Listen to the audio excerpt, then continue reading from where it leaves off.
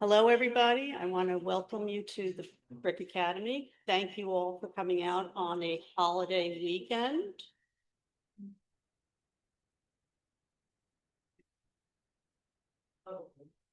Please settle in. My name is Sue Zabelli. I'm the chairman of the Historical Society. And as you saw, we have some refreshments in the back of the room. During the program, please feel you can get up and help yourself to those refreshments. I want to remind everybody to please silence your phone during the program. And if you didn't have a chance to look at the exhibits here, we have permanent exhibit, What Put Somerset Hills on the Map.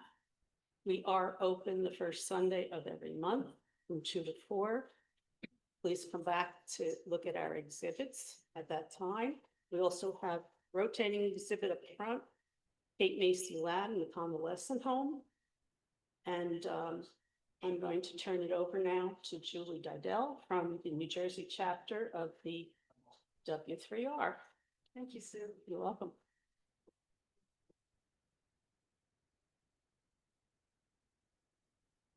Good afternoon, everyone, and welcome.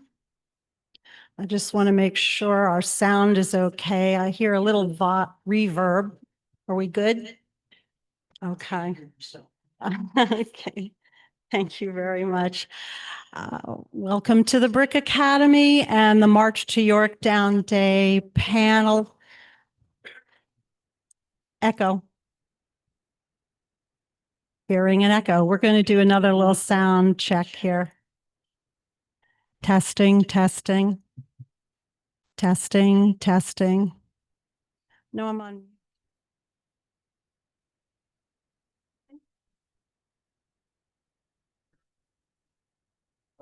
Testing, testing, testing.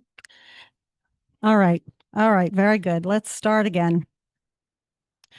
So welcome to the Brick Academy and the Historical Society of the Somerset Hills on this wonderful July 6th of 2025 for the March to Yorktown Day panel discussion and exhibit. We want to thank the Somerset County Cultural and Heritage Commission for providing funding for this program. My slides are not advancing. Okay, that's good. So again, we want to thank the following people, besides the Somerset County Cultural and Heritage Commission, a partner of the New Jersey Historical Commission. I'd like to thank the trustees and members of the Historical Society of the Somerset Hills, especially President Sue Zabelli, Treasurer Sue Mannion. Program leader for this program today is Cynthia Croson. And Cynthia, I looked back on my emails, and believe it or not, we started discussing this program on July 6th of 2023. So we've come a long way. I'd also like to thank the program volunteer, Roy Kriego. Roy, thank you for all your help setting things up. Board members of W3R New Jersey and their members, and our presenters, Dr. Robert Selig and Dr. Robb Haberman, and of course, providing technical support today from Smart Me Up LLC as President Brian Remite. So just to give you an overview to start to place things in time, a timeline, abbreviated timeline of the Revolutionary War. Of course, now we are into the 250th year starting of the celebration, started in April 19th of this year with Lexington and Concord. And as you look down the screen, you can see the different timelines and dates of when things happened to bring us to 1778 when the United States and France became allies. On July of 1780, Rochambeau and his French troops arrived in Newport, Rhode Island. And then in 1781, Rochambeau and the French troops were encamped in Westchester County for 6 weeks. Until then, in late August, the Continental troops and the French troops began their march through through New Jersey, and including the march through Somerset County and encamping in Somerset County. And where were they going? They were going to Yorktown, Virginia in October of 1781 to conduct the final siege of the campaign and the British surrender. So what is the Washington-Rochambeau Revolutionary Route National Historic Trail?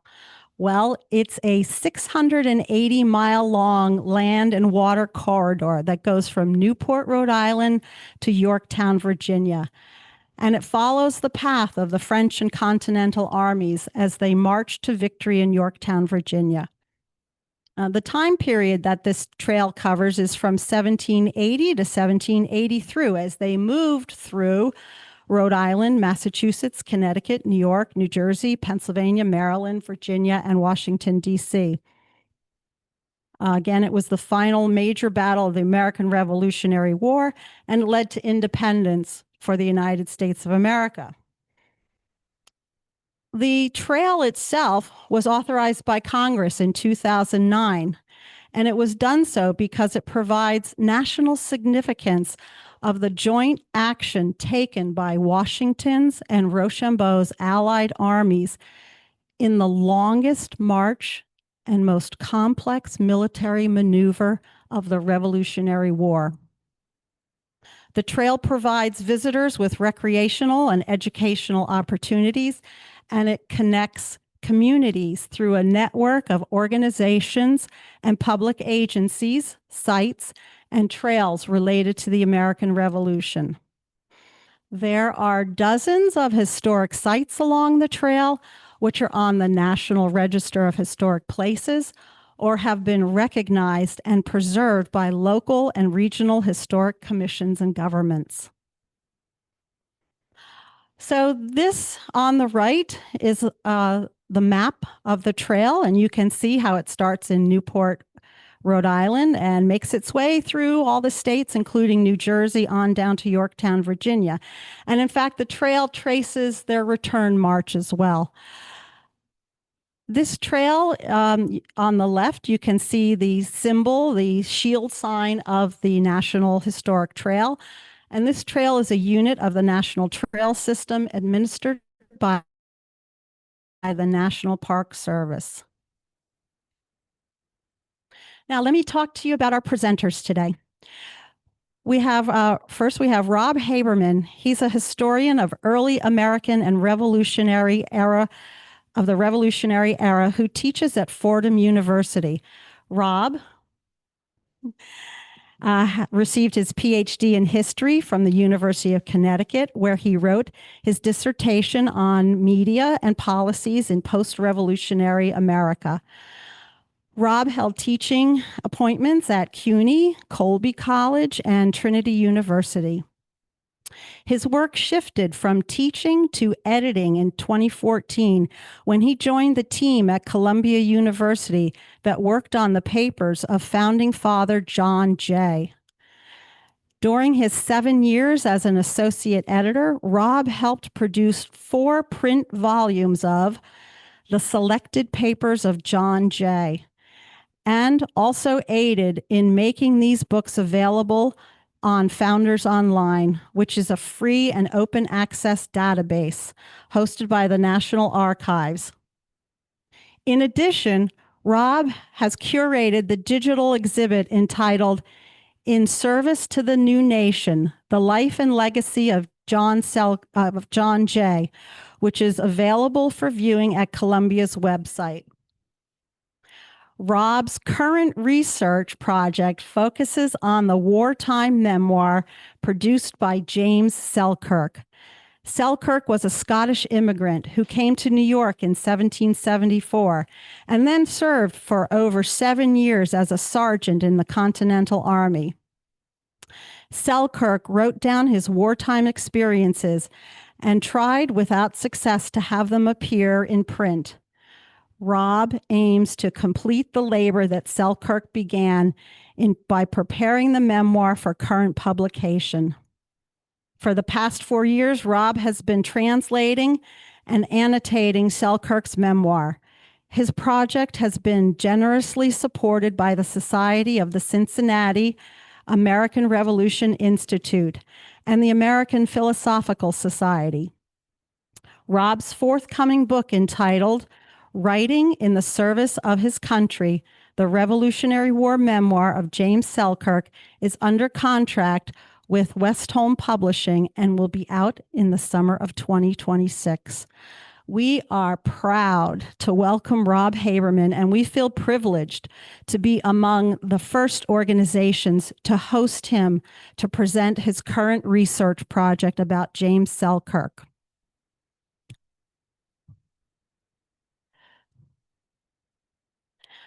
Let me also tell you about Robert Selig, PhD, Dr. Selig.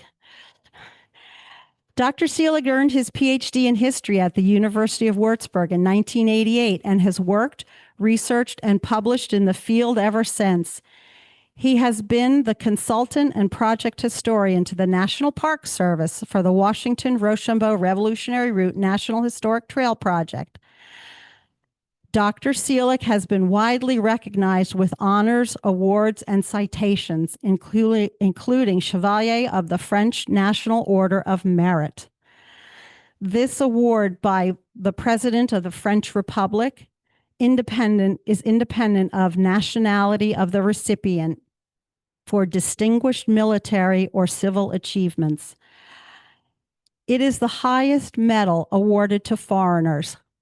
The honor recognized Dr. Selig's role as one of the foremost national historians, American historians, for the contributions of France in the American War of Independence. For those of us who study and commemorate the Washington Rochambeau Revolutionary Route National Historic Trail in New Jersey, we use as our reference the Washington Rochambeau route in the state of New Jersey, 1781 to 1783, an historical and architectural survey. It's a seminal research performed by Dr. Selig and published in 2006. Dr. Selig just returned from a trip to France where he was one of several scholars to talk at a conference about Jean-Baptiste Donatien de Vermeer, Comte de Rochambeau, on the occasion of the 300th anniversary of the birth of the Comte. Dr. Selig lives in Holland, Michigan, and he presently conducts history research in the US, France, and Germany. We are privileged to welcome Dr. Selig here to Basking Ridge, New Jersey. So, without further ado, I will turn this program over to Dr. Haberman, and it's all yours, Dr. Haberman. Thank you.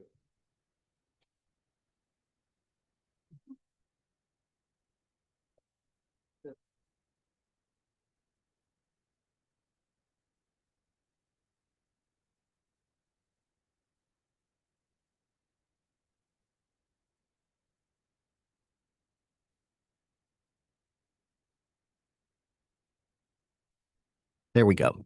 To the March to Yorktown Day panel. And let me say right now, it's also a real pleasure to be sitting beside Dr. Selig as well, who has done incredible work over the years on the Revolutionary Route and on the Revolutionary War in general. And it's a privilege to be on the same panel with you, sir. So my talk today discusses the experiences of James Selkirk, a sergeant in the 2nd New York Regiment, as he trekked from Albany, New York to College Landing, Virginia, during the 1781 Yorktown campaign. I pay particular attention to Selkirk's harrowing 9-day journey on the Chesapeake Bay. However, before delving into Selkirk's participation in the Yorktown campaign, let's first look at his personal life and years of service to the patriot cause. Oops. And I'm trying to forward the slide. There we go. Okay. So Selkirk was born in the fall of 1757 in the Scottish Lowlands. He immigrated to the province of New York in July 1774. Selkirk joined the Continental Army in the spring of 1776 and served as a professional soldier for over 7 years. In the post-revolutionary era, he settled in Bethlehem, New York, where he married, raised a family, and worked as a tailor.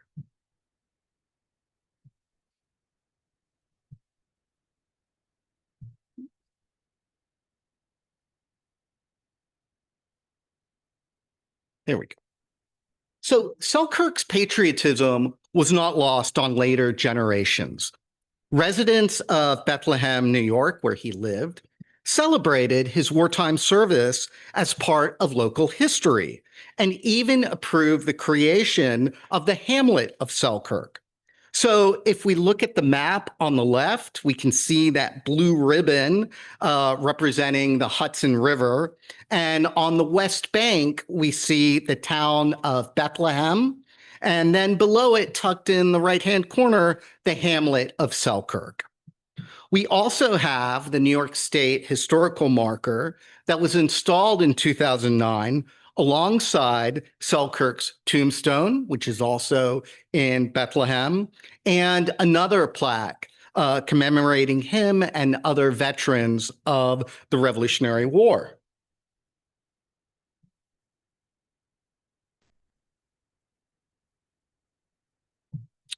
In his twilight years, Selkirk took an important step in crafting his own legacy when he wrote down an account of his wartime experiences and supplemented it with a general history of the American Revolution. Selkirk's memoir provides a faithful record of the drudgery, deprivation, and danger that he and his fellow soldiers faced. Selkirk tells how he marched several hundred miles and fought in engagements at Saratoga, Rhode Island, Connecticut farms, as well as Yorktown. He also discusses how he endured the severe winter encampment at nearby Morristown and survived a bout of dysentery and ague that kept him hospitalized for over 6 months. Moreover, his memoir contained numerous anecdotes centering on the themes of military discipline, the rigors of combat, unceasing hunger, fatiguing labor, and exposure to inclement weather and tense civilian-military relations. So what motivated Selkirk to write this memoir history and seek to have it published? Well, besides establishing himself as an author in print, I contend that Selkirk produced this work on behalf of others. More specifically, Selkirk explained in the work's preface that he engaged in this project in order to educate members of the younger generation, as he wrote in the memoir. I have thought a history of this kind would be both useful and interesting to the public, but more particularly to young men who has had very little opportunity of informing themselves of the history of the revolution. They sometimes meet with an old soldier that will tell them what he has seen and done and what he has suffered in order to procure the privileges that they now enjoy. But all the information they can receive through this channel comes far short of the whole. Moreover, when Selkirk was writing in the 18 teens, there was a growing public outcry over the plight of Revolutionary War veterans, many of whom were not only advanced in age, but were also socially marginalized and destitute. And here we see in a period painting an example of one of these veterans wearing his old regimentals and eating his dinner out of doors from a street vendor.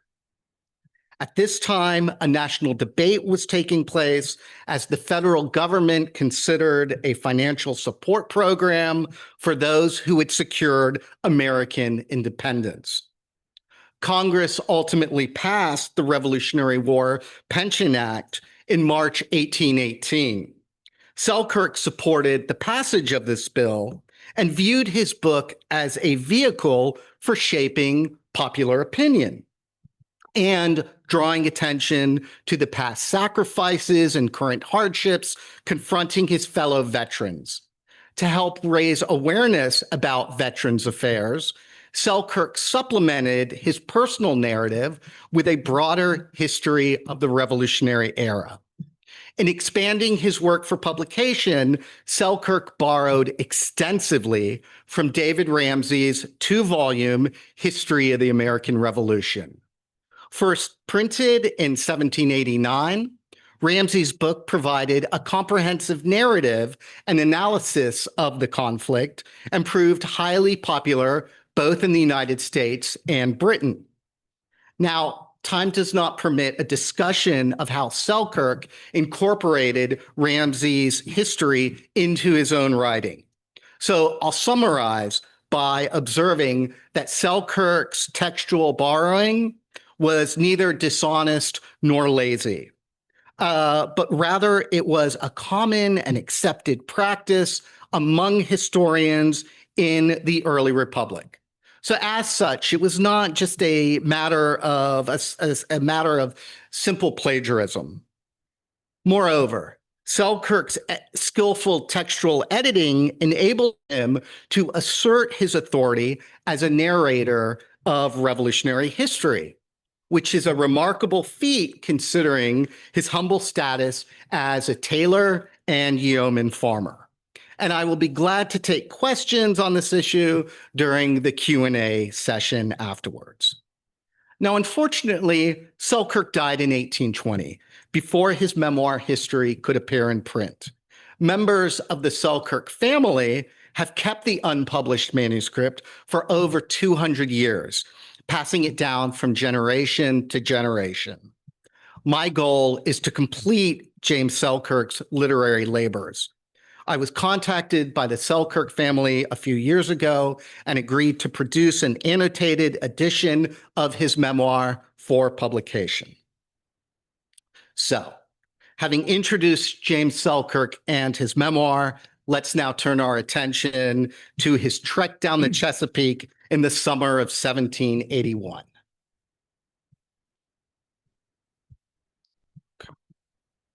Selkirk's journey originated with plans laid by George Washington, Commander-in-Chief of the Continental Army, and Comte de Rochambeau, who led the French Expeditionary Corps.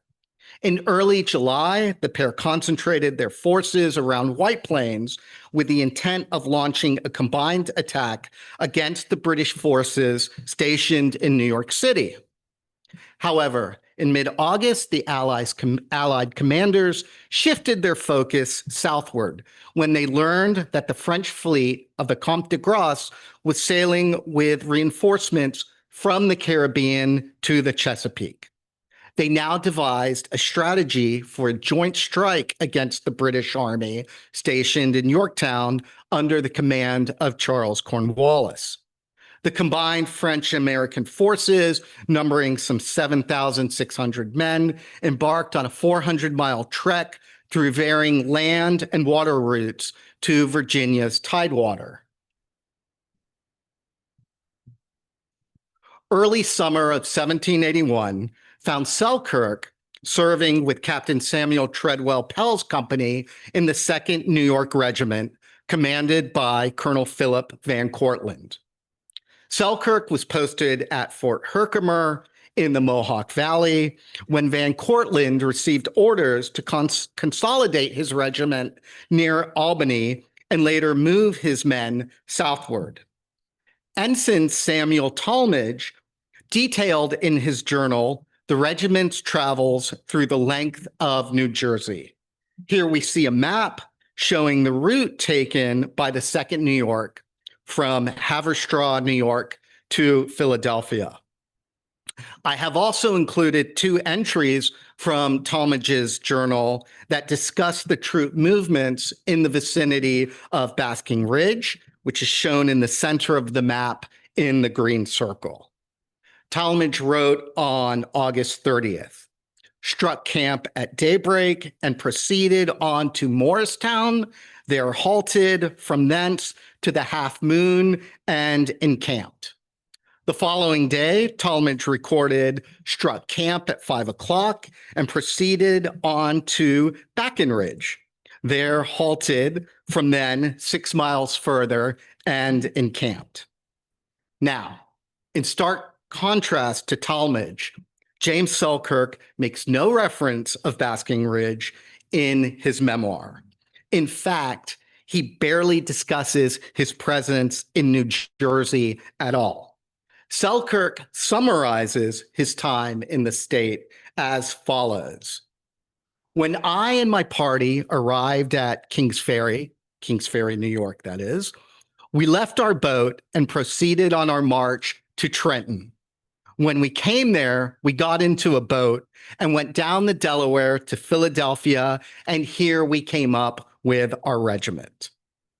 So, because Selkirk says next to nothing about his time in New Jersey, it will be more interesting to go over his 9-day journey on the Chesapeake Bay, in which he traveled some 270 miles.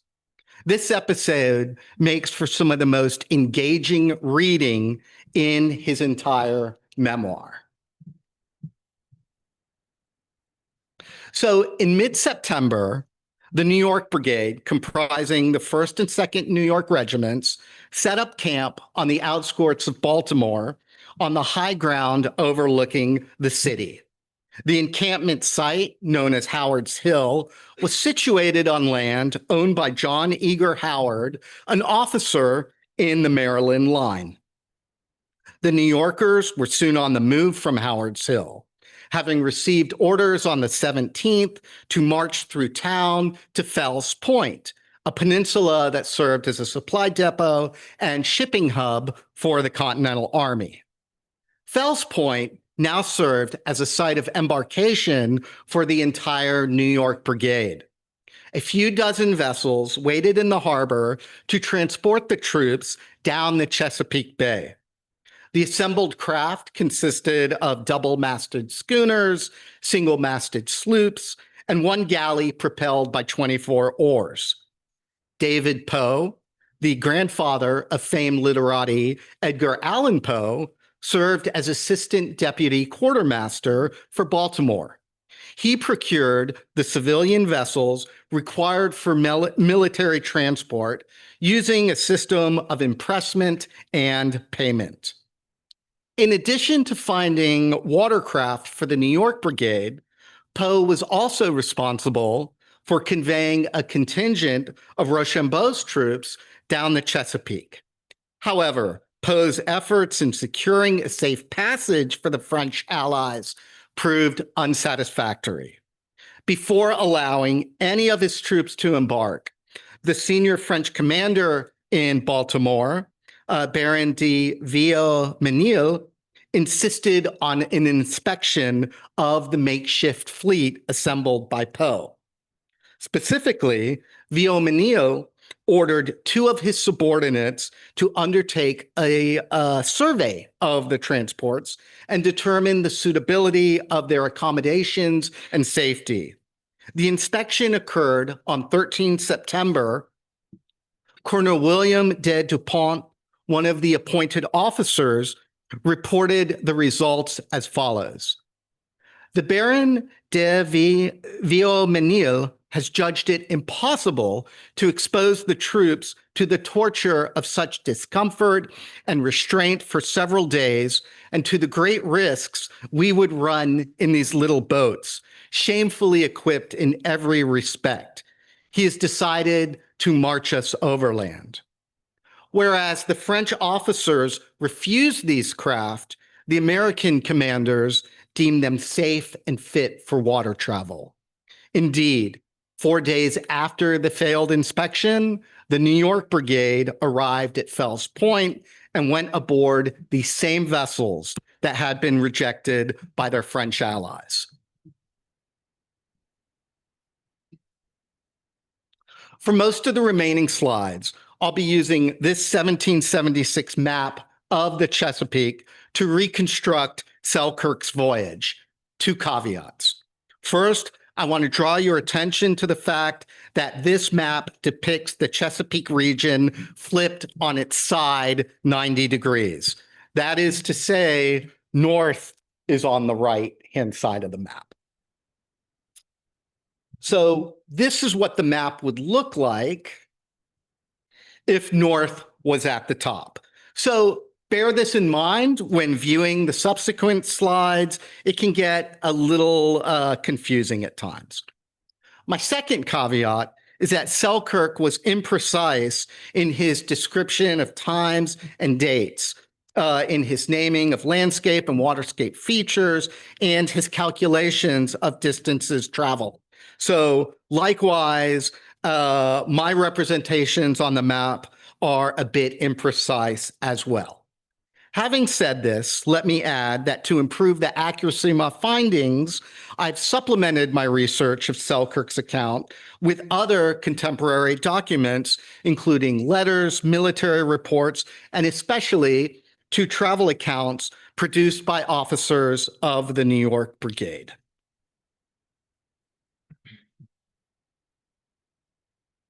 Selkirk, along with Pell's company, including a handful of women who served as camp followers, boarded an unnamed schooner of roughly 30 tons.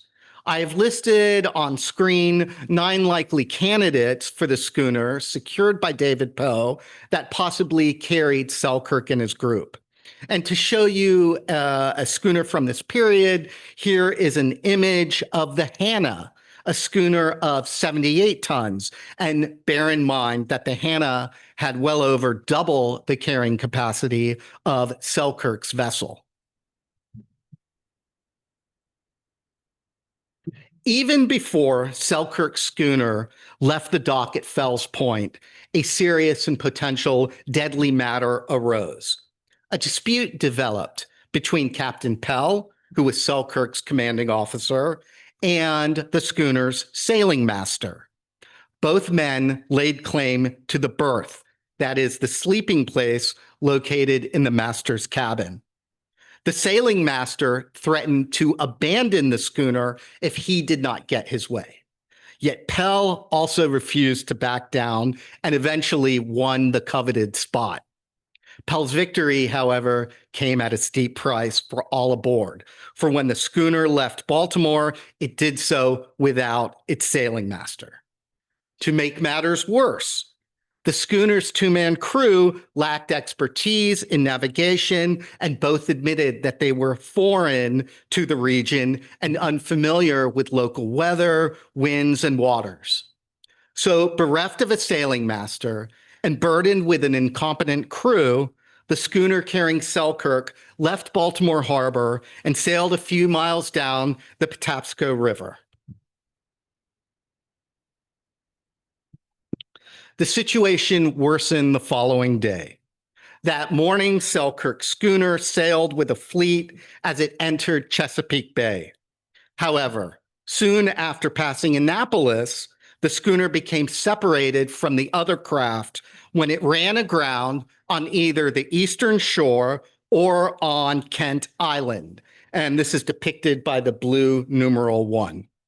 The ship's company eventually freed the schooner by throwing heavy materials overboard. But by the time they were ready to make sail, the rest of the fleet had moved on and was nowhere to be seen. To make matters worse, a severe storm came on in the evening, forcing the crew to secure the hatches and take down the sails. Selkirk reported that a sense of despair soon took hold of the ship's company, and he referred to what followed as, quote, a night of horror to all on board. The 2 sailors, along with the army officers, abandoned the deck and spent the night shut up in the master's cabin. Left leaderless, a few enlisted men formed a makeshift crew on deck and took turns manning the helm. Most of the company's men and women huddled below in the schooner's hold, where they spent the night crying, praying, and suffering from seasickness. When the men on deck sighted an island approaching in the distance, possibly Poplar Island, shown in the green circle, they made for the safety of the western shore to avoid shipwreck. However, this course of action led the schooner to run aground a second time when it struck upon a rock or a sandbar, and this is shown by blue numeral 2. The collision was so powerful that Selkirk felt certain of the vessel's destruction, stating, "It was surely split from stem to stern, and we must inevitably perish." Fortunately, the schooner was neither destroyed nor did it sustain serious damage. Instead, it was set free by surging waters. However, unfortunately, the ship's company fared much worse, suffering 2 fatalities that Selkirk attributed to either extreme fright or seasickness. The schooner and its company did have a period of respite, experiencing 4 days of smooth sailing after the horrific night of 18 September. During this period, the vessel resumed its journey southward, sailing past 4 tributaries that fed into Chesapeake Bay.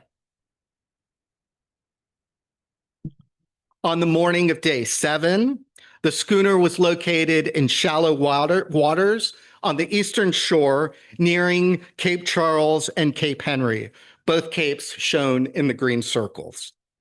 Selkirk and his shipmates steered the schooner towards the western shore, where they saw from afar ship masts. They discovered that these were French ships of de Grasse's fleet, lying near the mouth of the York River. The schooner attempted to approach these ships, but ran aground yet again, and this is the 3rd time, for those of you keeping count, and the schooner was now stuck on a large shoal known as the Horseshoe, depicted in the blue oval. One of Selkirk's companions volunteered to take a small rowboat and seek assistance from the French ships. However, upon reaching them, the French sailors paid him no attention at all. In Selkirk's own words, quote, "They regarded him no more as if he had been a shellfish on the water." The French response, though, was not due to rude behavior or a failure to communicate. Rather, the French sailors were busy handling their own problems. The previous evening, on 22 September, a British force had deployed 4 or 5 fire ships in an attack against the French warships stationed in a cove in the York River. Johann von Ewald, a Hessian officer, witnessed the battle and described it as follows. The fire ships were set on fire and illuminated the area so brightly that we could easily detect the French ships at anchor in the very dark night. But since the fire ships had been ablaze too soon, the enemy ships cut their cables and sailed away. So these British fire ships failed in their mission. Although barely causing any damage, the British did force the French sailors to hurriedly move their ships upriver, and 2 had run aground in the confusion.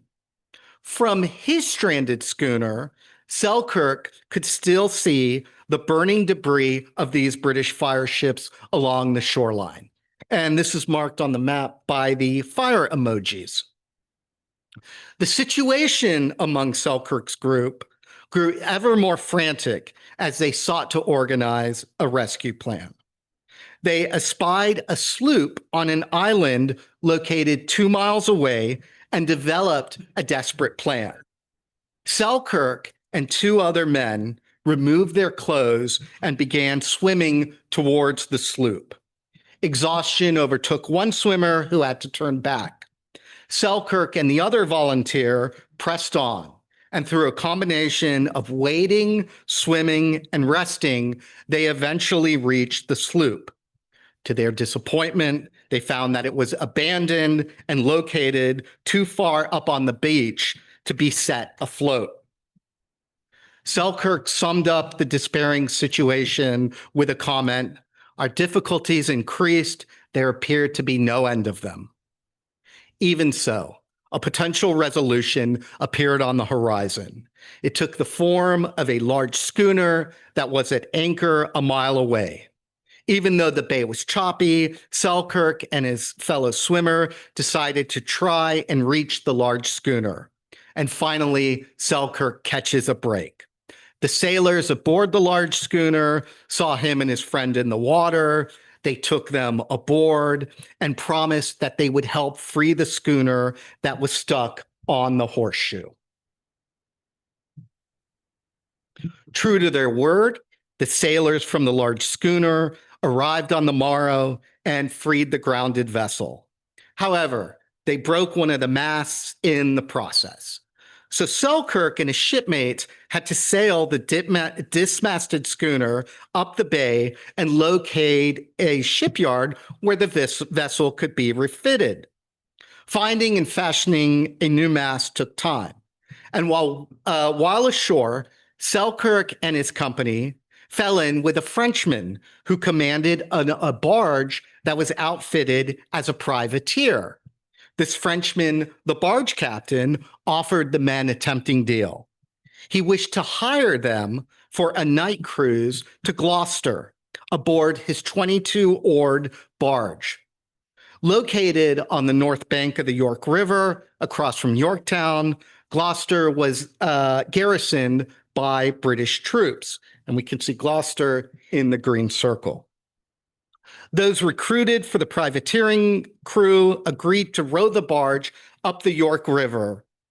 In exchange for their services, each man was promised a payment of a Spanish milled dollar. The captain, in turn, would command the barge and claim sole possession of any captured vessels and cargo.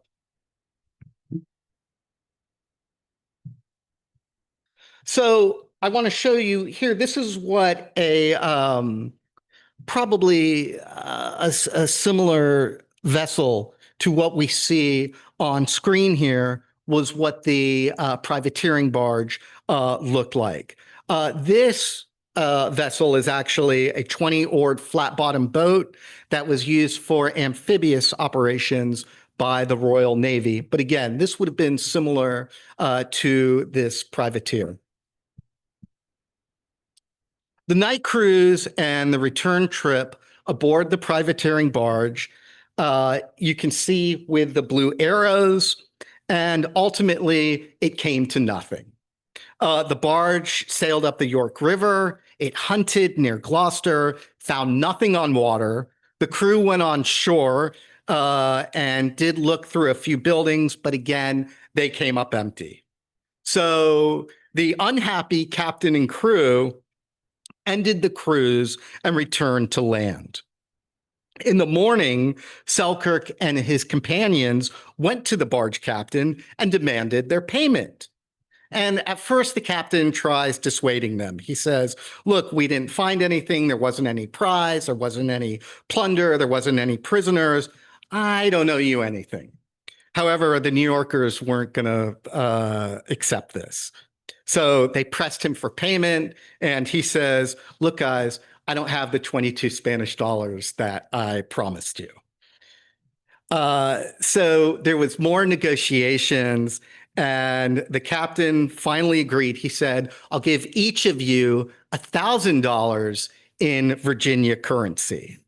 However, this paper money was far, far less valuable than specie, and the men felt cheated.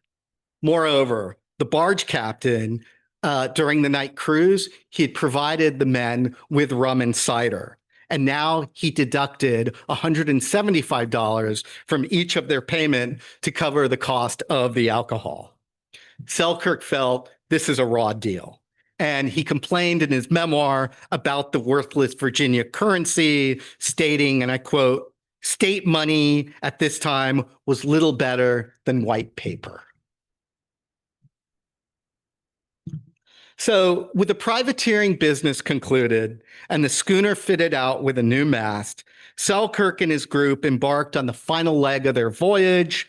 On 25 September, they entered the James River and sailed the final 40 miles up to College Landing. They then disembarked and spent the night at the College of William and Mary, and then joined the rest of the 2nd New York Regiment and other troops besieging Yorktown. So, oh, okay.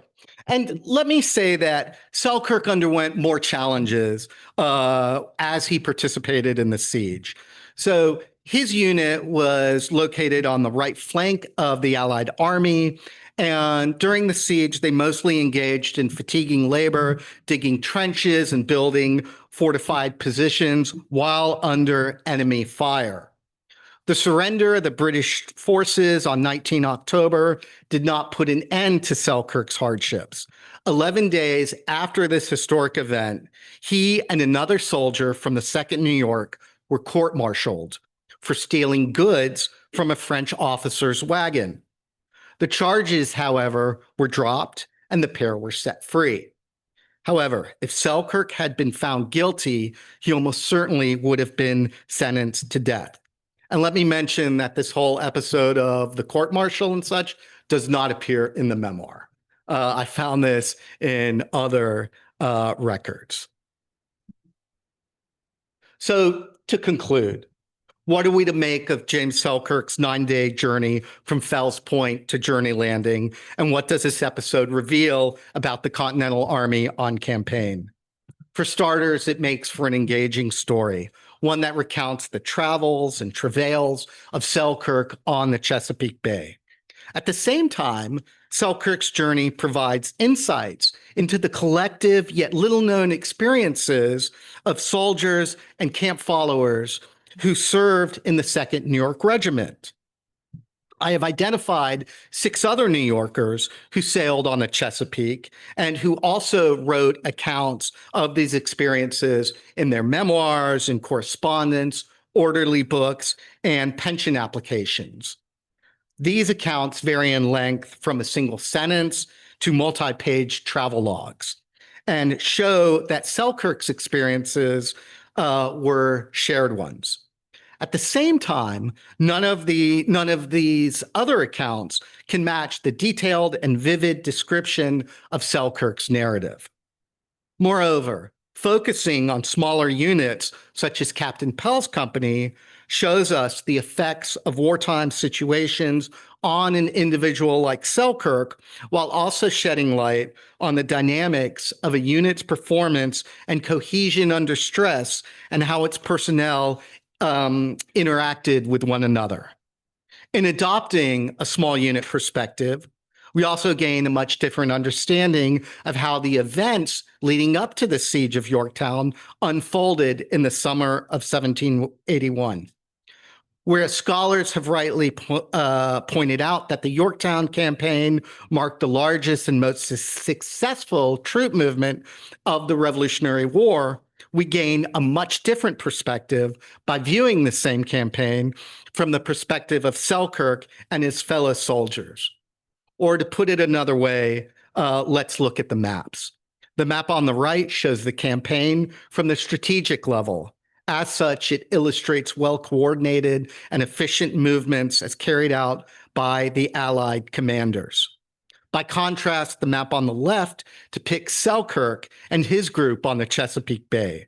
They were on a schooner that lacked a sailing master and competent crew, and their journey to Yorktown included such dangers and delays as fatal storms, running aground 3 times, a broken mast, and an episode of privateering. Theirs was not a textbook operation. Rather, in the words of Selkirk, theirs was a perilous voyage for our company. Thank you. We have questions till the end.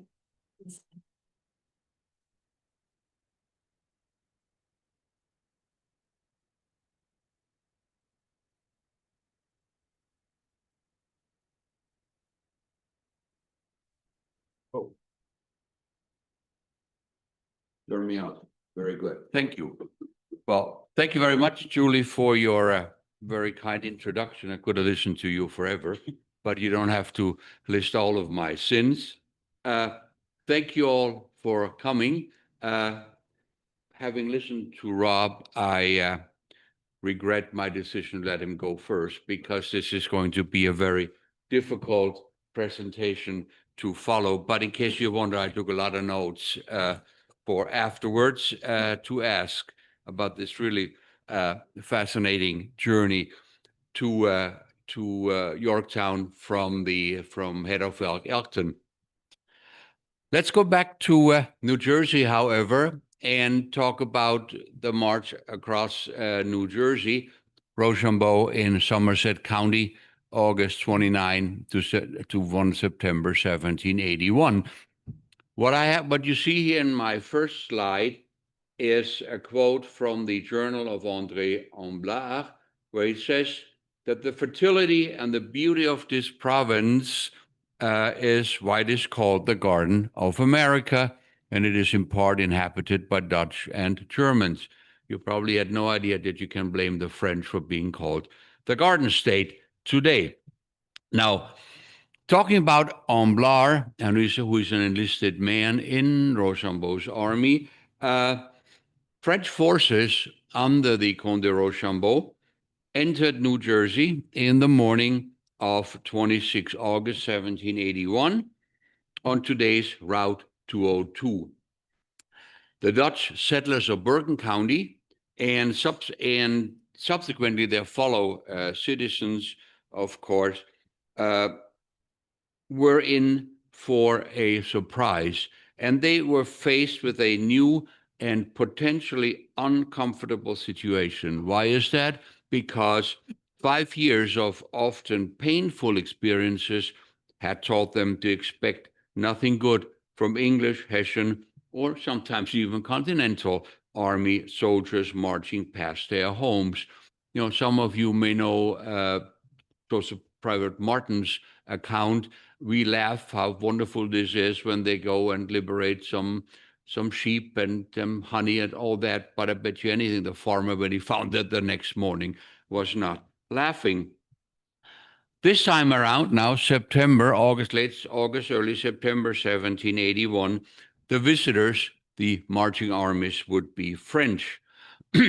And if there's anything the folks in New Jersey knew, was that the French had been long-time enemies and had become America's allies only recently in February of 1778.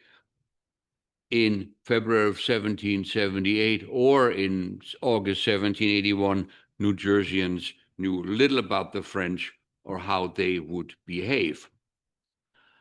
That's one of the questions I need to ask and answer. The other question, of course, the first question is, what brought the French to America and to New Jersey? Now, the origins of the French involvement of the War of Independence and the march across Somerset County go back to 1763 and the Peace of Paris, when France lost Canada. That was the only time that New Jerseyans had ever faced French, but they were on the other end of a musket barrel, of course. In 1763, France lost Canada, but the Duc de Choiseul, the French chief minister, had almost insisted that Canada be given to Britain, because Choiseul had realized that the loss of Canada would free French foreign policy in America and around the world. And the British were aware of that, because the British chief negotiator, the Duke of Bedford, had anticipated Choiseul's fondest dream when when Bedford saw an alarming mirage arise across the Atlantic. And in 1762, he wondered, and I quote, whether the neighborhood of the French to our North American colonies was not the greatest security for their dependence on the mother country, which I feel will be slighted by them when the apprehension of the French is removed. Bedford's worst fears and Choiseul's fondest hopes soon became reality, of course. That's the first point I want to make, because we all know that when London had reminded the colonists once too often about their dependence on the mother country and tried to charge them for that, the colonists responded with what? They responded with the Declaration of Independence, because they didn't need the mother country anymore. And the colonists stressed their differences of opinion, what the rights of Englishmen actually were, rather than stressing historical, economic, linguistic, legal ties which were renewed almost immediately as soon as the war was over, because the first vessel sailing into Boston and Philadelphia, etc., all flew the Union Jack, not a French flag. That's the first point. My second point is that this Declaration of Independence is addressed to whom? It's not addressed to King George of England, right? He knows that his subjects want to be independent. They've already shot at his soldiers at Lexington and Concord. The Declaration of Independence is not addressed to American colonists. They've been debating this and have chosen sides. They have already the Second Continental Congress. No, this Declaration of Independence is, as it says, addressed to the candid world. And this candid world is who primarily? The King of France, because the colonists had started this war penniless, without an army, without arms, without equipment, without anything they needed to win this war. And they knew that the only nation from which they could potentially gain this support, financially, engineers, map makers, artillery, etc., was France.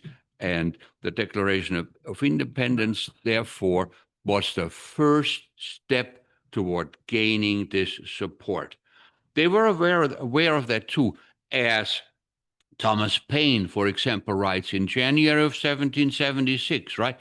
Half a year before the Declaration of Independence, when he writes in Common Sense, everything that is right or natural pleads for separation. It is time to part, because nothing can settle our affairs so expeditiously as an open and determined declaration of independence, since neither France nor Spain will give us any kind of assistance while we profess ourselves the subjects of Britain. So the Declaration of Independence has many components to it. Many arguments are in there, because we know that France was listening to the messages coming from across the Atlantic, and first in clandestine aid, and then when news of Burgoyne's surrender reached, it was news of Burgoyne's surrender, and the victory was achieved primarily with French aid. And the most vivid example of this French aid is the cannon that you see there, because that's a Valier, that is a French cannon. And in a way, I know it's painted in 1821, but this is also a thank you note to Great Britain. We won at Saratoga because of French assistance. Saratoga means, of course, that the rebellion is alive, and so in January 1778, the king instructs his Secrétaire du Conseil d'État, Gérard, to sign a treaty of amity and commerce and a treaty of military alliance with Silas Deane, Benjamin Franklin, and Arthur Lee. That means there's war, and in July 1778, the king gives orders to his ships to chase vessels of the Royal Navy. Now, we all know that when France entered this war, she was hoping for a short war, but this is not what happened, because Henry Clinton's successful forays into Georgia and South Carolina, the failed sieges of Newport and Savannah, 1778, 1779, dashed all hopes of a quick victory. And it is at that point It is at that point when Congress too and Washington despair of the possibility of winning this war that Congress and Washington too come to the conclusion that we need French aid. Forget any anti-French, anti-Catholic emotions and prejudices in these United States. Again, as I said, France was listening. Lafayette is actually the one who takes the message to Versailles that the French would be welcome. And so in February 1780, the French king decides that the time has come, that he will send troops, and the commanding officer of these forces that will be coming to the United States, of course, is the Comte de Rochambeau.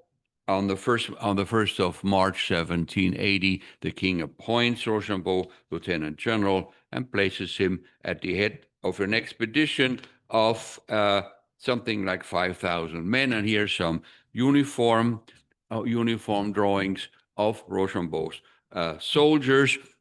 And there's one that's sticking out because his uniform, the color pattern doesn't match, and we'll be talking about them a little bit later on. We know that on the 11th of July, 1780, the French Navy arrives in Newport. They spend the winter, and then in May 1781 comes the decision to go to lay siege to New York City. They stay there for 6 weeks. Then comes a letter from Admiral de Grasse saying that he's not sailing to New York City for any number of reasons. He's going to the Chesapeake, and that's the moment when Washington has to move his troops. With all due respect to General Washington, he is not the one who makes the decision to go to the Chesapeake. He can stay, Washington, Rochambeau can stay outside New York City until the cows come home. As long as there's no French fleet to complete the siege ring, nothing's going to happen.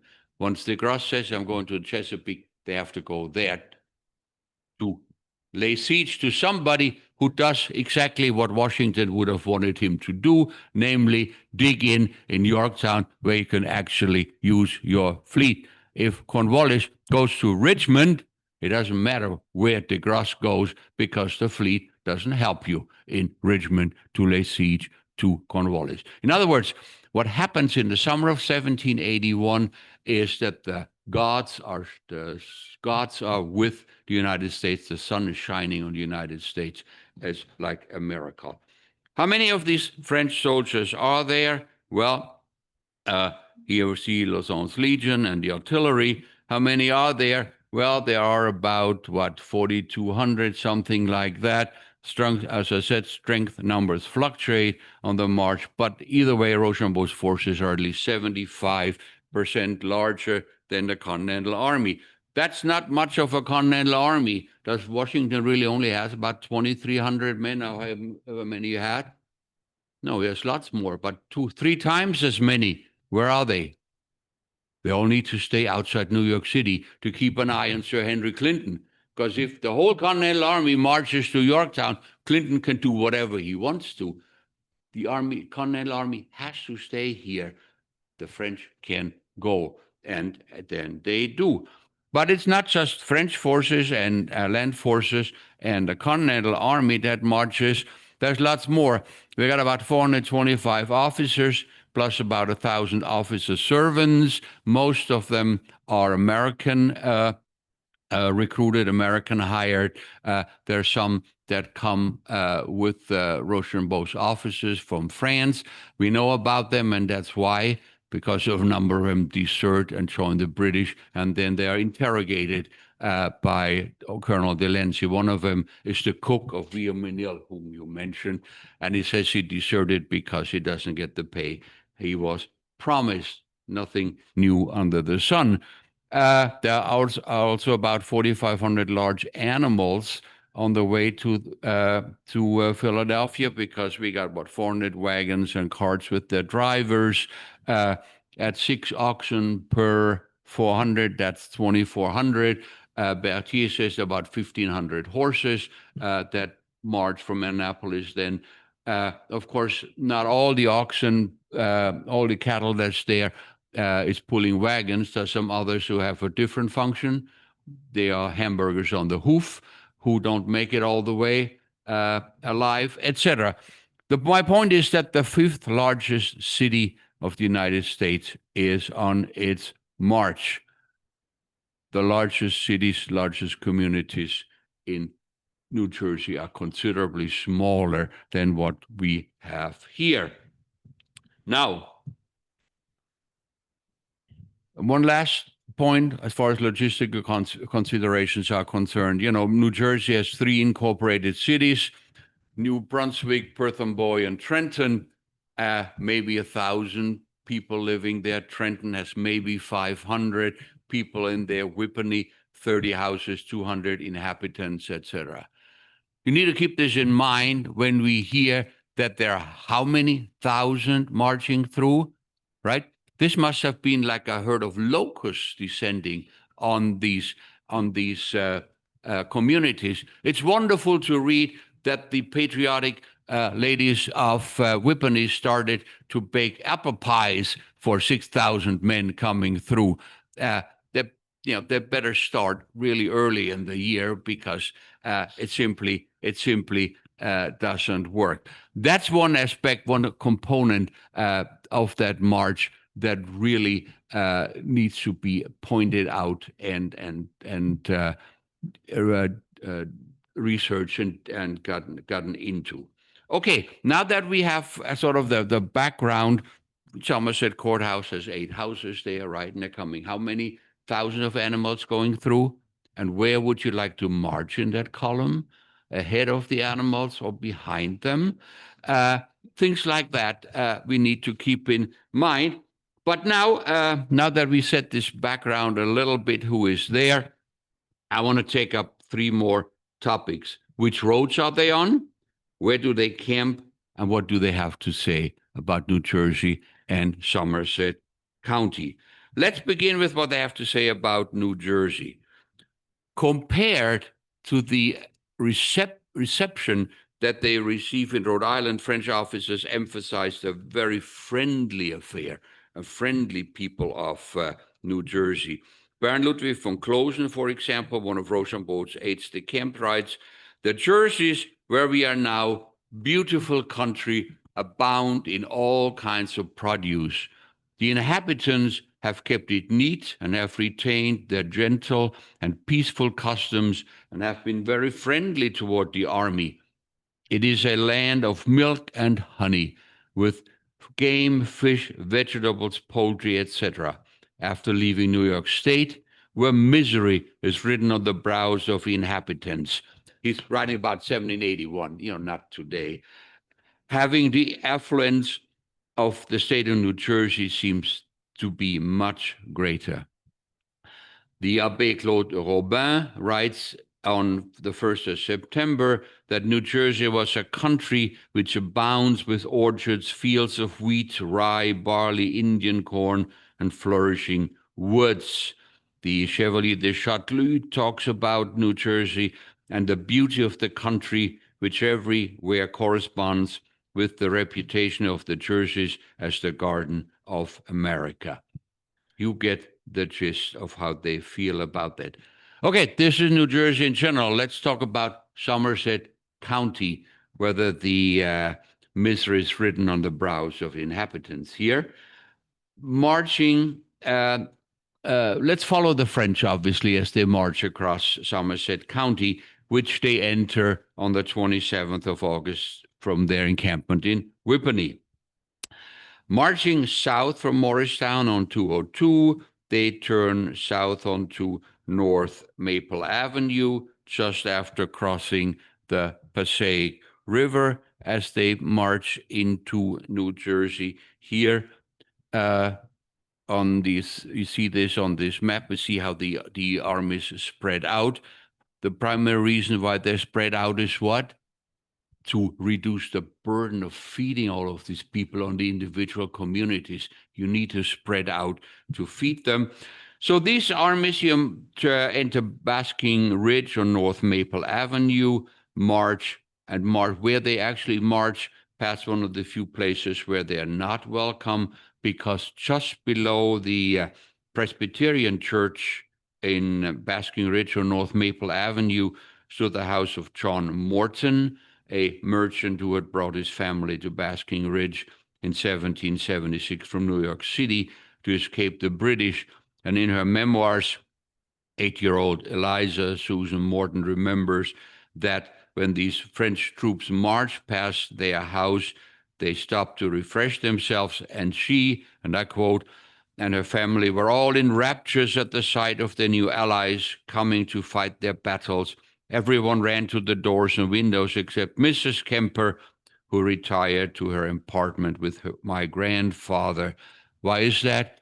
Because those are immigrants from Germany, from the Palatinate, and they could not had the cruel conduct of the French soldiers in Germany could not be forgotten by these immigrants from their fatherland. And he's talking about the wars of Louis XIV. And if you ever go to Germany, ever go to Heidelberg, the castle was burned, 200 some years ago. In other words, no matter what the French say about the Americans, and the Americans, as we will here say about the French, neither country can escape its history. It goes with them wherever they go. Once they are past the Morton property, the troops continue on to Lyons, where Finley Avenue becomes Lyons Road, which takes them to Bernard's and their encampment on the English farm.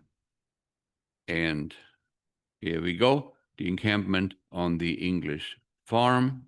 Up here you see the road again. That's the 18th century road pattern from a French map that's at Princeton University, Williams Tavern, English Farm Valley Road, Lyons Road. Here's a Basking Ridge Church. These maps are very accurate. And why are they very accurate? Because for better or for worse, when the state of New Jersey decided to make highways for cars, they left these old roads alone and made modern roads very straight.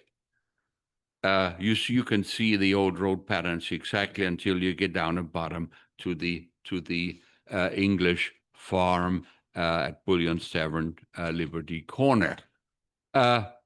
French officers and 2 or 3 enlisted men actually kept diaries that tell us about the communities. One of them is George Daniel Floor, an enlisted man in the Royal Depot Regiment. He writes that on the 29th of August, we set off from Whippany for 6 miles to Bullion's Tavern.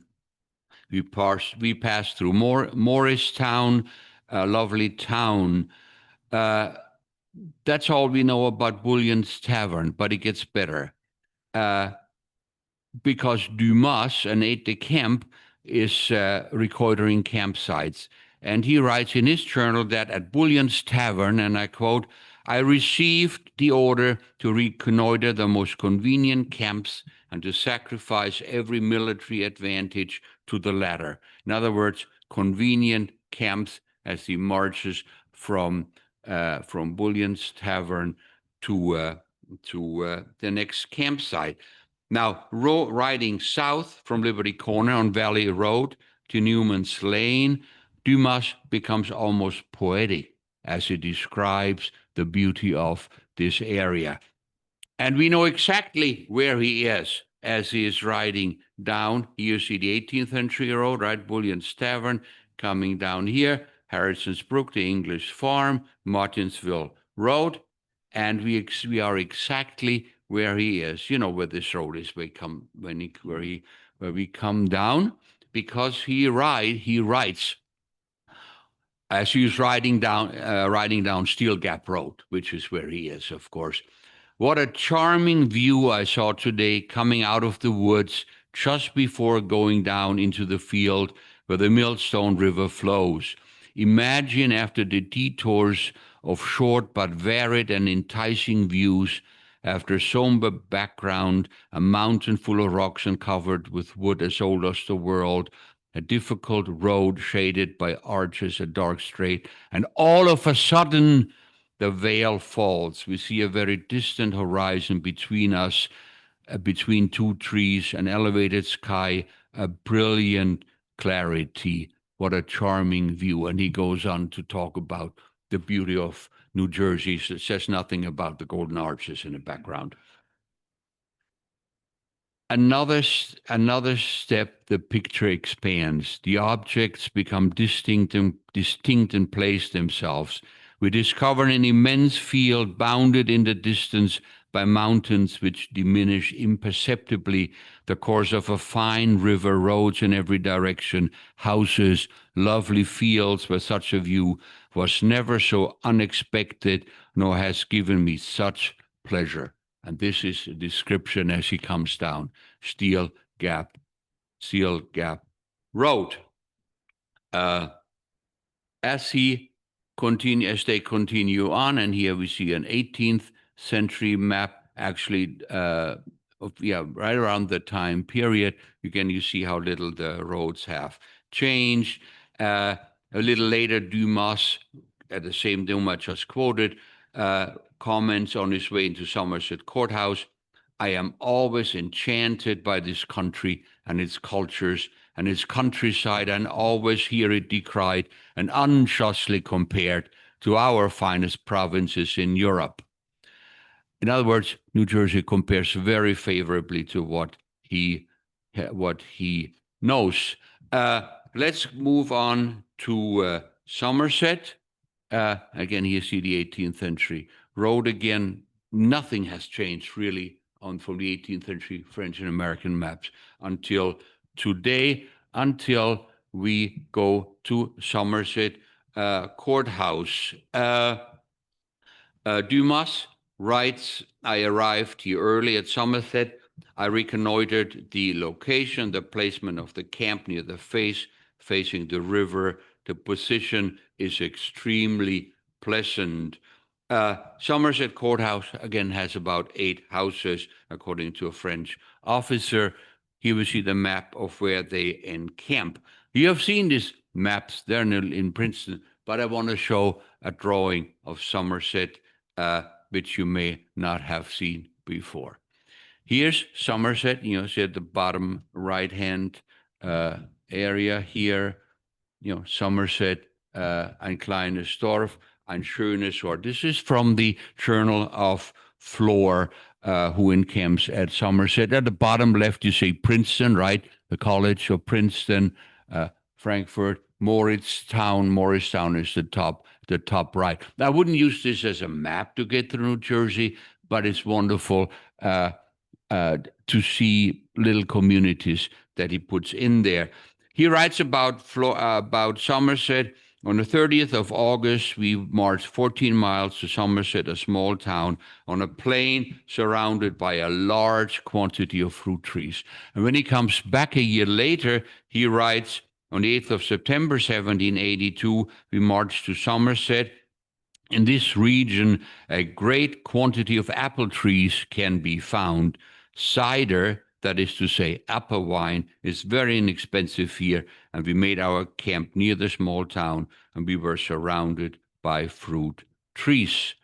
From Somerset in 1781, they go down to Princeton, to Yorktown and Victory, and as I said, they come back in 1782. Again, is a road map. And again, you know exactly where we are, and the Black Horse Tavern and the Red Horse Tavern are still standing, even today. Let me finish this up now. By the summer of 1783, Rochambeau's forces debark again in France. They had come to America in 1780 to assist the Americans in their independence. The job is done. They go back home because victory was won at Yorktown. And I think while they were here, they won the struggle for the hearts and minds of Americans as well. Because as they marched from Yorktown back to Boston again and back to America, many an American was forced and did correct his image of the French as swarthy people living on frogs and snails. And There's nothing wrong with snails. I really love them. Along the march, they had marveled at the wealth and the beauty of the country. They had learned about a country where there are no archbishops, no bishops, no tithe, no forced labor, no baronial courts. They had learned about a country that they had helped to free. But if we believe the comments about New Jersey, and I could give you more, but I tried to focus on this neighborhood here, and I hope I did. For them, New Jersey was the crown jewel of American states that they marched through the Garden of America. And I thank you very much.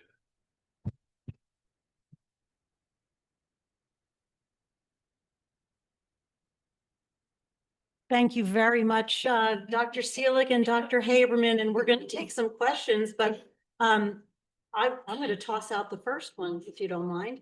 So Dr. Selig, French soldiers and officers, as you said, marveled at the wealth and beauty of New Jersey, but how strong was that pull of the land for some of them that they would ask for a discharge or simply desert so they could stay in New Jersey? Great question, because that also brings me to this uniform that I'm wearing here. I used to be light infantry. I'm heavy infantry here. You have to differentiate between the different segments, the different ethnic components of Rochambeau's army. As the very first quote that I had, it says New Jersey is inhabited by Germans and Dutch. And that is a big pull factor that will cause people to either ask for a discharge or to desert. Desertion, it's like enlistment, is a very personal decision. And you're much more likely to desert or ask for a discharge, which nobody got, if you enter into a potentially friendly society.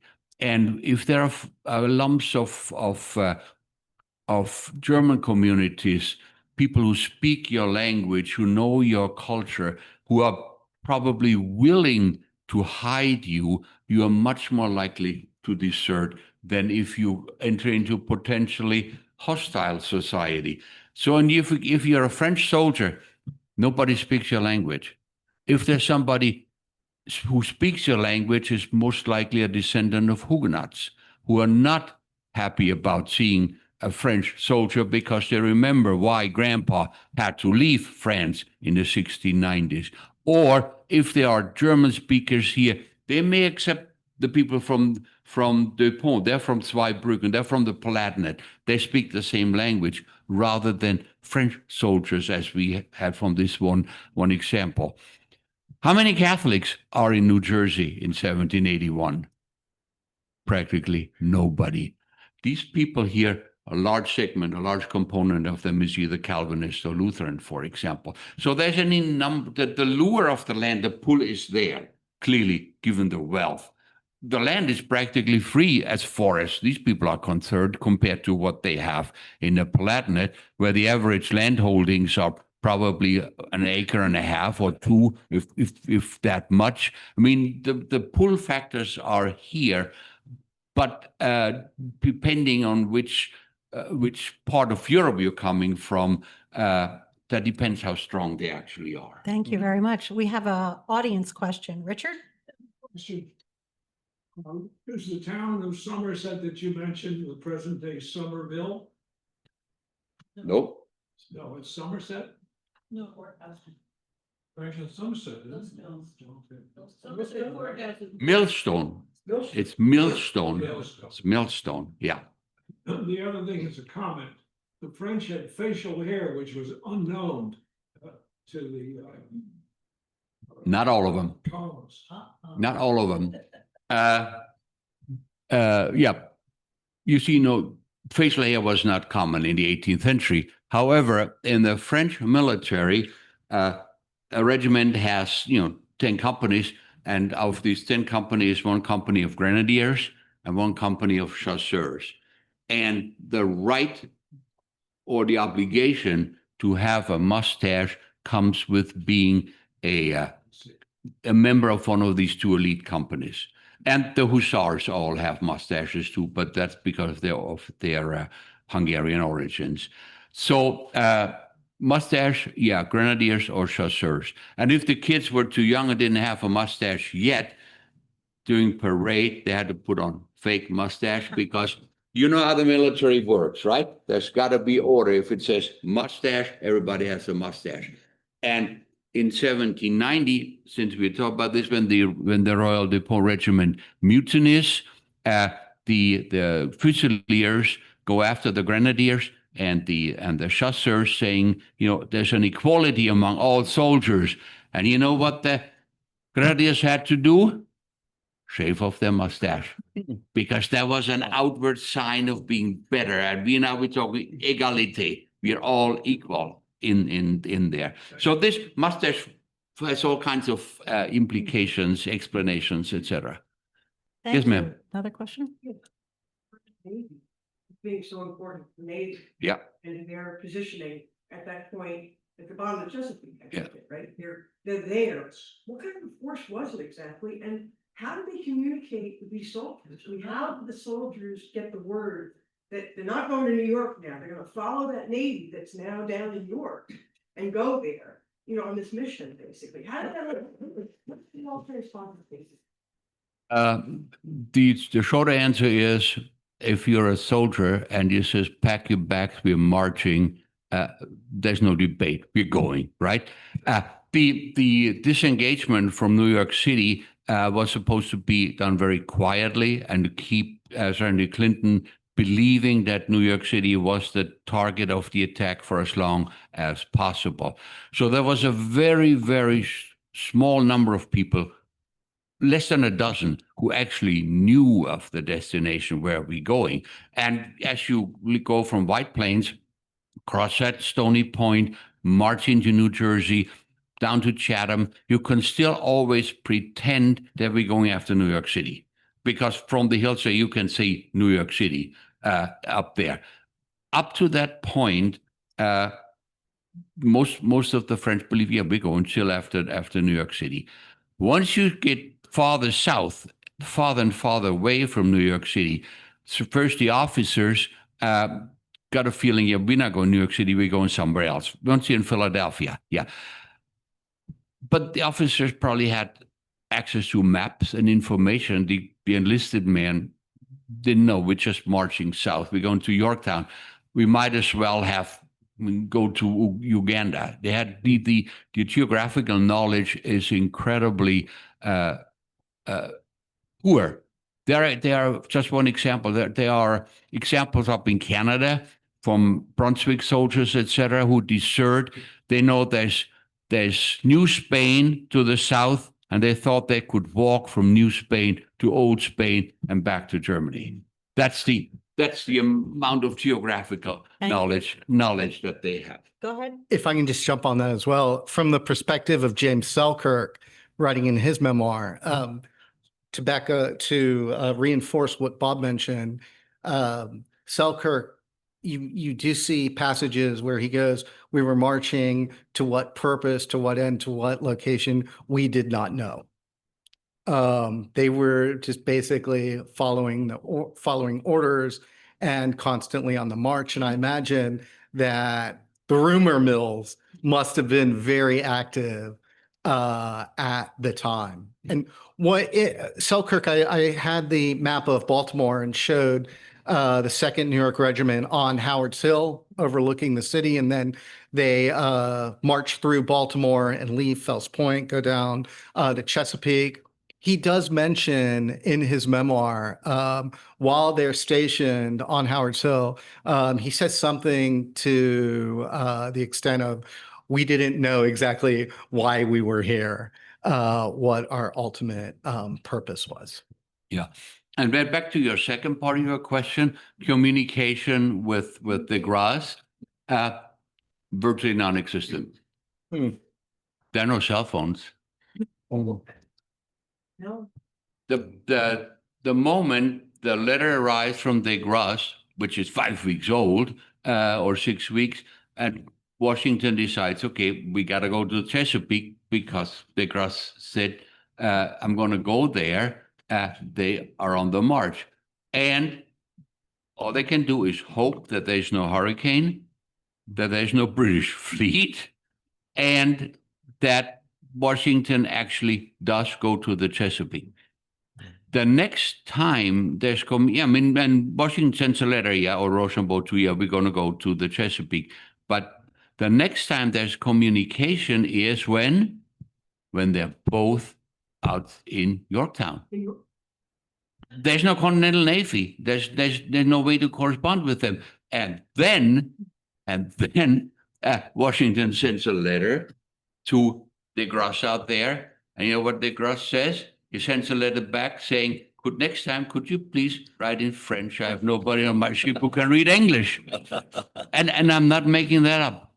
De Grasse didn't have a single person on his Ville de Paris on the flagship who spoke English well enough to read a letter from Washington. It's only that it takes 5 days back and forth, even out to de Grasse's fleet, for this letter to go back and forth. So communication is very little because Washington doesn't speak French. Yeah, Rochambeau doesn't speak English. They need interpreters. There's a very few moments when Rochambeau can actually correspond with Americans. And when is that? When he encounters educated Americans who speak Latin. And then he can talk to Ezra Stiles, university professors, and MD people. They speak in Latin, but Washington doesn't speak Latin.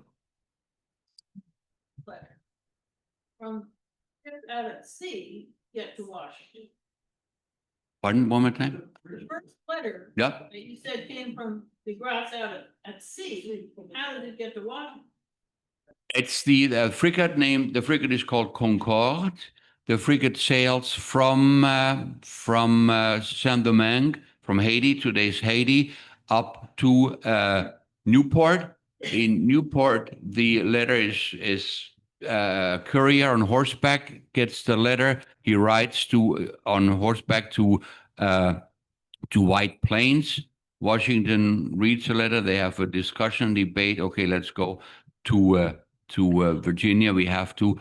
And then another letter goes back on horseback to Newport, on board, down to where?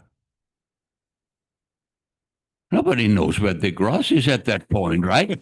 I mean, he said he would sail, and he does sail. And eventually they meet up just outside Cuba. But yeah, I mean, it's been 3 weeks since de Grasse had written the letter saying I'm going to Chesapeake. Nobody knows whether he sailed, when he had sailed, whether he could have run into a British fleet. The French don't have a very good track record as far as fighting the British Navy. I mean, this is something that's difficult for us to understand today. If I send you an email, right, and it's been 20 minutes, you haven't responded, I get nervous, right? Back then, you send a letter, and it's got maybe 2-3 weeks. When the French king or the King of England sends a letter to Sir Henry Clinton in New York, he knows it's going to be 4 to 5 months before he hears back again. He arrived, so did the army. In 1781, everything that had to go right for the Americans and the French went right, and everything that had to go wrong for the British went wrong for the British. But because Cornwallis went to Yorktown, I guess they're resupplied because he's been chased to the Carolinas with Nathaniel Greene, right? Yeah. So did Greene push Cornwallis to Yorktown? And did the French know that Cornwallis was in Yorktown?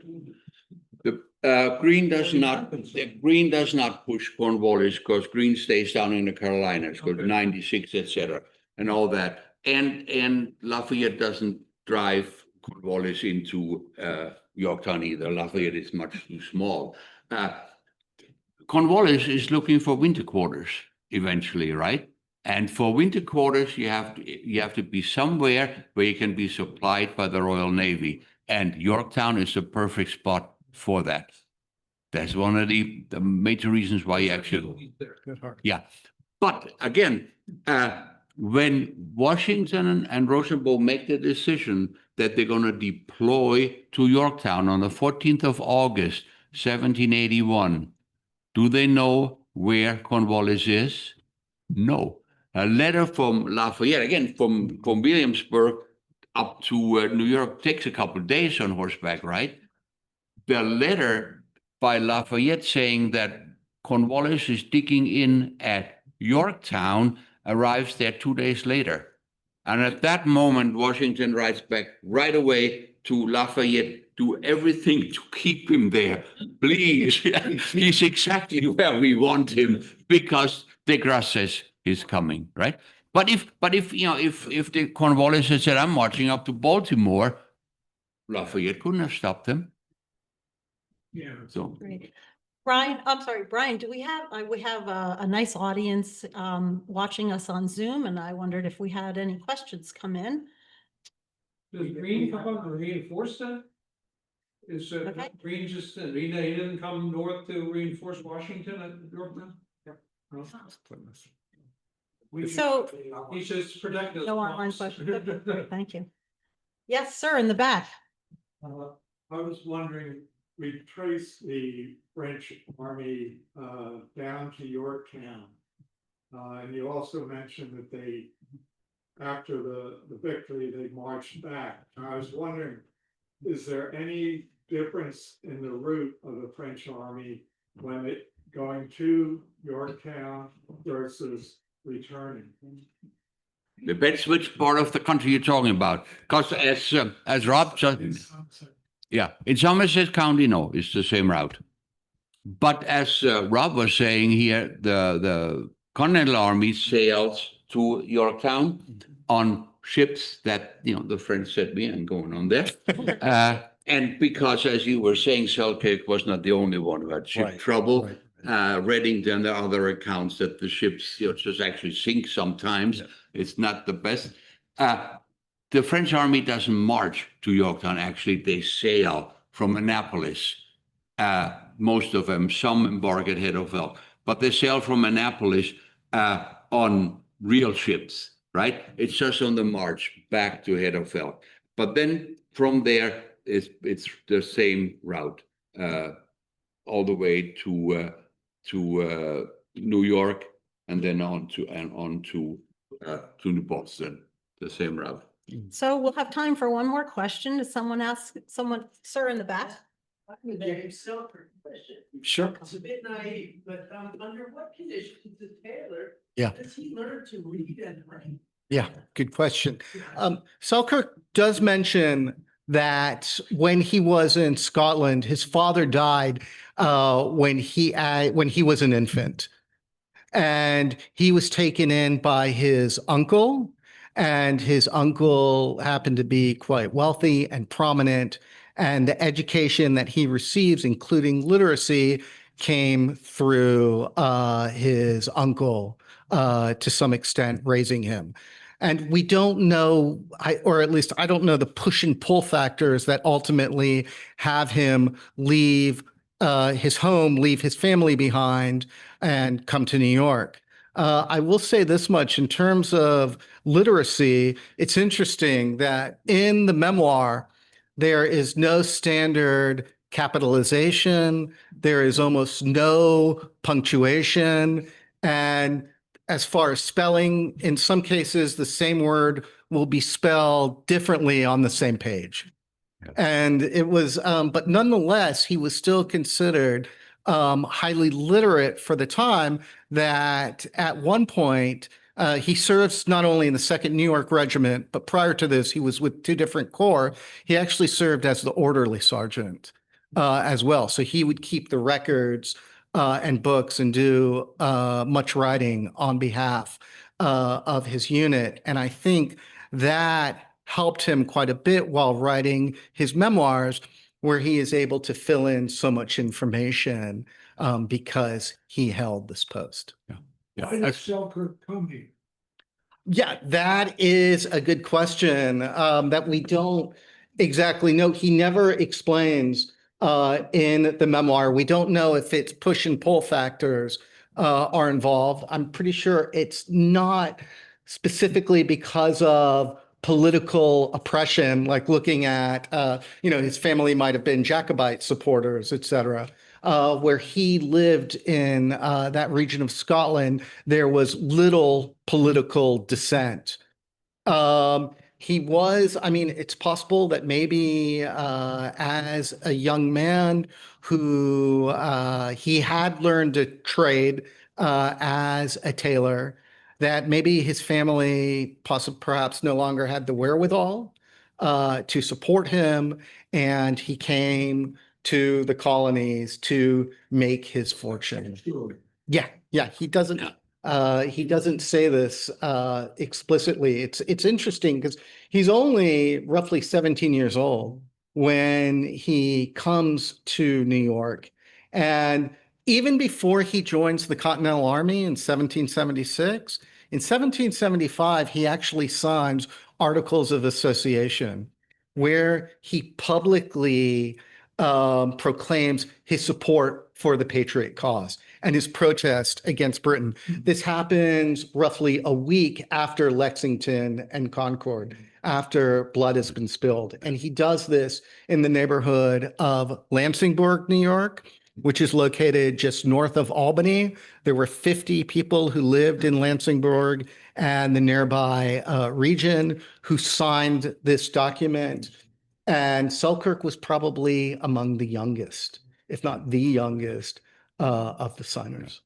I think your Selkirk, this journal, which is wonderful that you are working on this, can teach us a lot about the Yorktown campaign, because most history books that you will account about the Yorktown campaign, the march or sailing to Yorktown is 20 pages, and then you get 200 pages on the siege. How did they get there? And it is accounts like you're doing here that tell us exactly how they get there. And what do they also tell us? They sail not even on the same day, and they get there helter-skelter whenever they get off a sandbank or what have you, which means what for the beginning of the siege? It doesn't start until everybody's there, right? So it's not near. Washington may have wanted to start earlier, because de Grasse had told him, I'm going to be here until the 15th of October, and then I'm going to sail again because the hurricane season is starting. And there's Selkirk and people having fun along the way and raiding Gloucester and what have you. And Washington is there waiting, where is my people? We want to start this siege. And he has to wait until all his people are there. And this is a wonderful example of how, Washington gives orders, right? We march to Virginia. And once that order is given, however they're executed depends here on the skill of the officers, but a lot depends on the weather and all kinds of other events. And it also depends on your oxen. And why is that? The siege of Yorktown, right, begins on the 28th of September. The first cannon shots are fired on the 9th of October. Why? Why? Because the cannon are all there on the ships, French ships coming from Newport, right? And there they stay until the cattle gets there, the oxen get there to pull them into the siege line. But the oxen are marching here across New Jersey. They are marching across all the way down to Annapolis, where the French equipment, everything is loaded in port vessel. And the animals are walking to Yorktown at 1.5 miles an hour, or 12 miles a day, because you can't make an ox gallop, right? And so you have to wait until the auction are there and pull your heavy artillery pieces into the siege line. And then you can fire your guns. And I bet you anything, Washington, Rochambeau get more and more nervous as the time progresses. And the guy says, I'm out by the 15th of October. Well, he's out on the 22nd. He stays a week longer.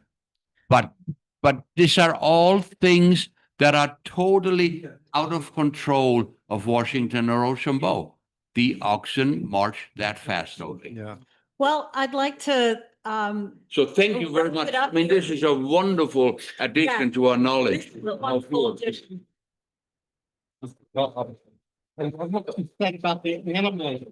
Dr. Haberman, we wish you good luck in finishing your book. We all look forward to purchasing it and reading it. And Dr. Selig, thank you for coming in just for one day from Michigan. The effort is really appreciated.